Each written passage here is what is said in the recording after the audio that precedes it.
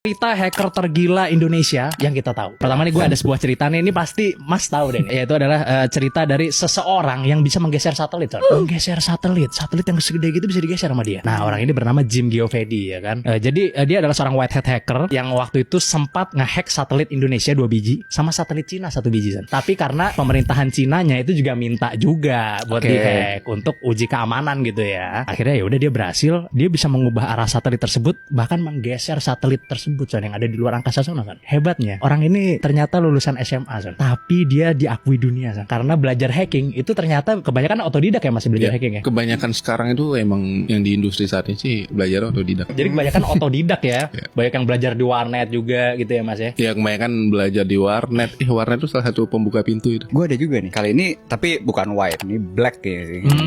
Jadi dia ini ngehack dana bansos ya, dana bansos tapi di Amerika. Nah jadi dia ini ngebuat website situs gitu khusus gitu buat dana bansos itu, situs palsu lah untuk masyarakat Amerika gitu kan. Jadi dia nge-spam itu bisa 20 juta orang. Saya ditelepon, di SMS apa segala macam. Dari 20 juta itu kayak buat sumbangsi dana gitu, donasi. Donasinya itu per orang bisa $2.000. Wah, $2.000. $2.000 per orang loh. Dia dapat berapa dong tuh kalau gitu? Dia dari 20 juta itu yang jadi korbannya itu 30.000. Dia dapat total 7 T.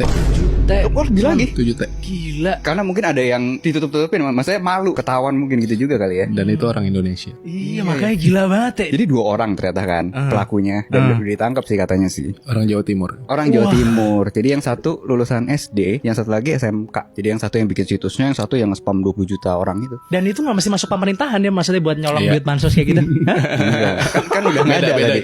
Beda cara mainnya mungkin. Beda. Jawa Timur ya Mas? Bener udah ketangkap itu? Ketangkap. Karena dia ini kan transfernya itu kan dananya dapat tuh. Dia buka rekening di Amerika. Habis itu kan dipindahin ke rekening Indonesia gitu kan. Jadi ketahuannya di situ. Karena gampang kalau ngecek transfer yang anomali itu, Amerika gampang katanya. Kalau bagian gue ya, mungkin nggak sebesar yang tadi, cuma lucu. Lucunya itu zamannya sama pas Covid juga. Kita tahu semua dunia lagi dilanda krisis. Yang paling kita tahu kan salah satu Italia kan. Italia krisis parah dan Indonesia juga gitu. Cuma Italia waktu itu lagi ada kebutuhan besar karena lagi krisis. Mereka nyari APD, nyari segala macam. Salah satu barang yang dicari itu ventilator.